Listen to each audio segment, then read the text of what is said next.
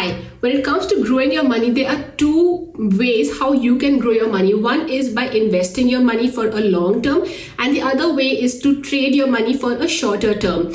And when it comes to selecting a stock for growing your money, two things that you have to keep in mind is the fundamentals and the technical analysis. Since I am more of an investor and less of a trader, for me fundamentals is more important as compared to technical. However, for you, it can differ.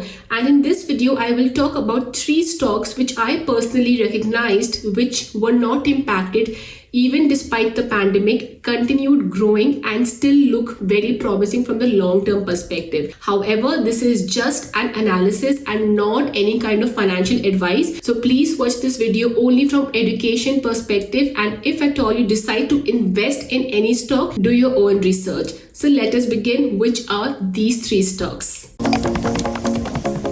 Hello and Namaste. My name is Anamika Rana and I am an accountant.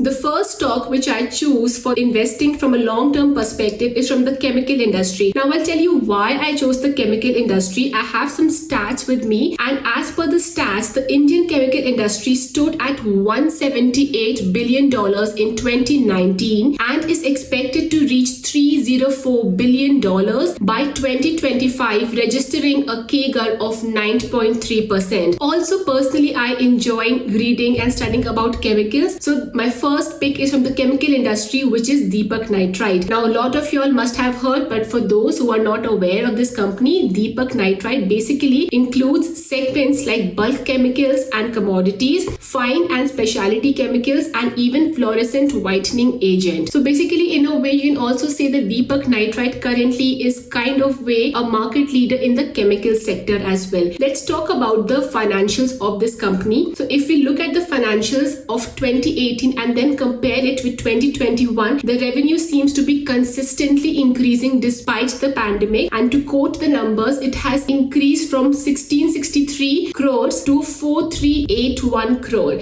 which is basically almost triple the time, okay, in just 3 to 4 years. The second thing I noticed is the EBITDA, which again has massively jumped to almost 6 times, from 210 crores to 1071 crore in 2021. The EPS has also increased 10 times, from almost 5 to 56 in 2021, and the DPS also has increased almost, I would say, 4 times, from 1.3 to 5.5 in 2021. Also, the company is cash positive. So overall, looking at the company and the scope of the industry, I definitely am very bullish on this industry and this stock as well. This is the first company where I will be investing my money. Also, one important aspect which I saw when I was reading about Deepak Nitrite is the peer comparison. So I look at other peers in the same sector, but I see that Deepak Nitrite has given maximum growth in just 1 year, which is basically more than 200% as compared to its other peers, as you can see in the screenshot over here on the screen. Okay, now moving on to the next company is basically from the biotech industry. Now I'll tell you again why I chose the pharma and the biotech industry, because the Indian biotechnology industry amounted to $63 billion in 2019 and is forecast to reach $150 billion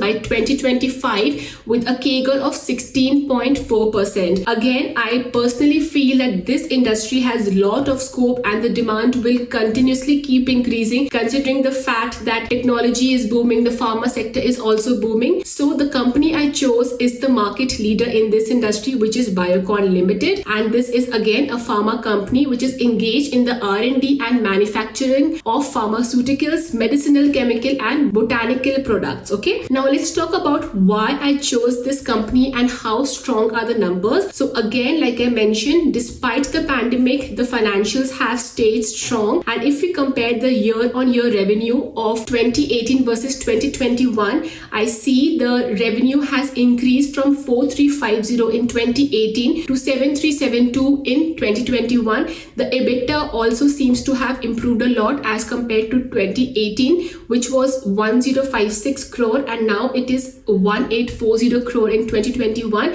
The EPS has also doubled up to 6.17 from 3.1. From technical aspect, like I said, I usually focus a lot on fundamentals, but certain companies, when I feel I have to decide as to which is the right time to enter the market, technical analysis is also very important. So I do see that looking at the technical chart currently when I'm recording this video, today is basically the 2nd of August. The current price is 390. It is trading at 390 levels, and I do see that it's just a personal opinion. In the next 2 to 3 quarters, it has the potential to grow by 100. Okay, so I do see it can hit at least, if not much, then at least somewhere between 450 to 480. Somewhere, that is my guess. That is my second investment option, which is the Biocon Limited. Okay, now moving on to the third company and the third industry. A lot of you all must be knowing I'm from the Steel City Jamshedpur, but Tata Steel is not my bet. My bet is SAIL, which is Steel Authority of India. SAIL is basically engaged in manufacturing of flat products such as hot rolled coils, HR plates, cold rolled coils, pipes and electric sheets, long products such as thermo-mechanically treated bars and wire rods. Basically, it has everything and anything to do with iron and steel. Okay, now why I chose the steel industry is that because in India, the current steel producing capacity is 140 MTPA, which is million tons per annum, and this figure is anticipated to almost double up and rise to 300 MTPA by 2030 to 31, which is the next 1 decade.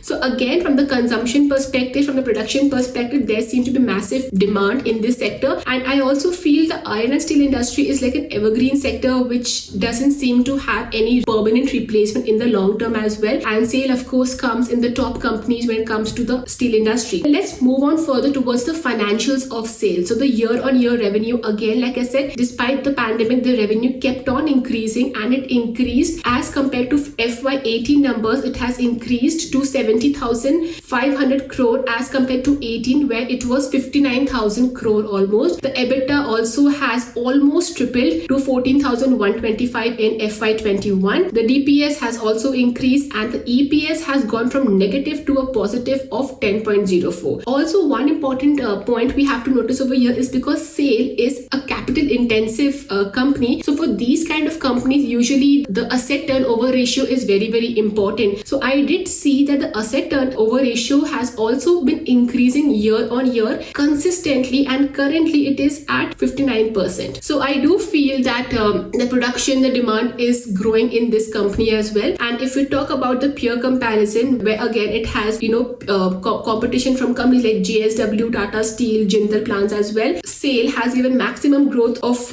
more than 250% in just 1 year as compared to its other peers, as you can see in the screenshot. So which is why I plan to invest my money again in SAIL. So these are the 3 companies where personally I took the decision that I found the sectors very interesting, which is the pharma sector, the biotech industry, the chemical industry.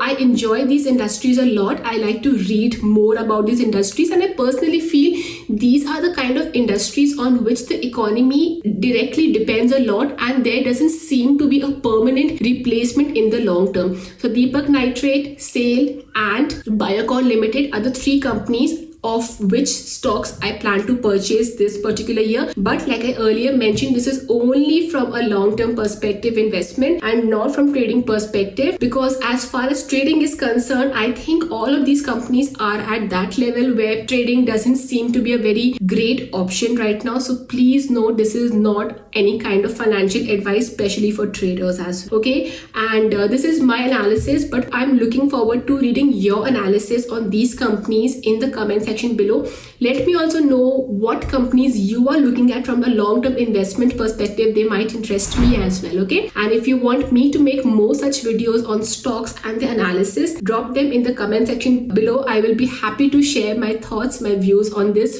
for you. And please guys, it's a humble request, before you sign off, hit the like button, subscribe to my channel and share this video with maximum people. Thank you so much for hanging on till the end. I will see you soon again. Take care. Namaste. Bye bye.